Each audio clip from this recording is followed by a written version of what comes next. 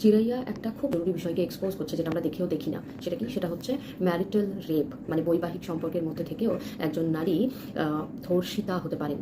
এবং ম্যারেজ কাউকেই সেই লাইফ টাইম জিওর রিচার্জের মতো কাউকেই সেই স্যাংশন বা অনুমতি দেয় না যে একবার আমি বিয়ে করে নিয়েছি মানে আমার দেহ, আমার মন, তার উপর আমার পার্টনারের একচ্ছত্র অধিকার থাকবে।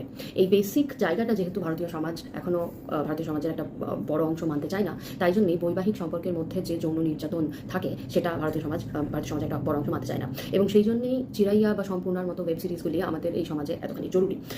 সম্পূর্ণা যেটা বাংলাতে করেছে, চিরাইয়া সেটা হিন্দিতে আরও বেটার করেছে। এবং সেই করাটা কি? সেটা হলো এই যে বৈবাহিক ধর্ষণ বা ম্যারিটাল রেপ, এই বিষয়টা কতখানি বড় একটা বাস্তবতা, এই বাস্তবতাটাকে আমরা চাইলেও অস্বীকার করতে পারি না। এবং এই বাস্তবতাটাকে আমরা বিবাহের মতো একটা প্রতিষ্ঠানকে যেহেতু খুব রোম্যান্টিকভাবে দেখি, মানে বিয়েটাকে তো খুবই রোম্যান্টিসাইজ করা হচ্ছে বলিউড টলিউড সব জায়গাতে। বিয়ে মানে একটা জনম জনম কা সাথ, 7 জন্মের একটা সম্পর্ক, 7 জন্মের একটা বিশ্বাস, এইসব বলা হয়েছে। তাই জন্য বিয়ের মধ্যে, বিয়ে নামক প্রতিষ্ঠানটির মধ্যে কোনো কিছু হলেই গিয়ে স্বামী স্ত্রীর মধ্যেকার ব্যক্তিগত ব্যাপার এই বলে আর কোনো ব্যক্তিকে সেখানে ঢুকতে দেওয়া হয় না বা সেখানে কোনো ওপিনিয়ন দিতে দেওয়া হয় না।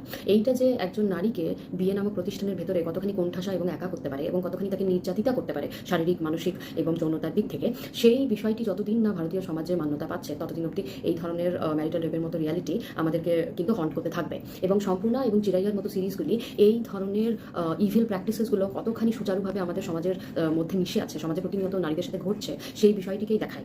এবং চিরাইয়ার যে মাহাত্ম্য সেটা হলো, এটা শুধু একটা বিশাল বড় সোশ্যাল ইস্যুকে আমাদের চোখের সামনে দেখাচ্ছে তা নয়, সেই সোশ্যাল ইস্যুটাকে ঘিরে কি কি জাস্টিফিকেশন থাকতে পারে, কি কি জায়গা থেকে আমরা ম্যারিটাল রেপকে দেখেও না দেখার ভান করতে পারি বা বড় কোনো ব্যাপার না সেইটা বলে বিষয়টাকে ছোট করে দিতে পারি, লঘু করে দিতে পারি। এবং কেন মানে শ্বশুর শাশুড়ি, দেবরানী, জেঠানি, যা ননদ, এরা সবাই মিলে একটা ইকোসিস্টেম তৈরি করতে পারে যেখানে একজন নববধূ যে নির্যাতিতা হচ্ছে, যে ম্যারিটাল রেপের শিকার হচ্ছে, তার এই মনোবলটাই ভেঙে যেতে পারে যে তাকে কেউ বিশ্বাস করবে। সে যদি সত্যি কথা বলে যে সে তার স্বামী দ্বারা নির্যাতিতা, তাহলে তাকে কেউই বিশ্বাস করবে না। এবং এই যে বিশ্বাসহীনতায় সে ভুগছে, তার যে নিজের আত্মবিশ্বাসটাই মানে টালমাটাল হয়ে যাচ্ছে, কারণ তাকে কেউই বিশ্বাস করে না অন্যরা। কারণ সবাই মনে করে যে একবার বিয়ে হচ্ছে, সুতরাং তুমি যা বলবে সেটা তো মানে স্বামীর আগেনস্টে যা বলবে ইন্টিমেসির ব্যাপারে সেটা তো ধর্তব্যের মধ্যে আসবে না।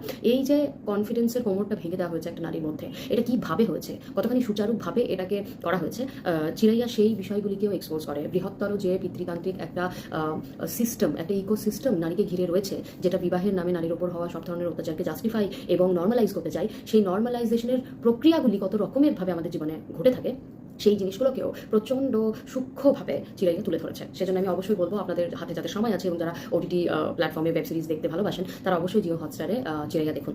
ধন্যবাদ।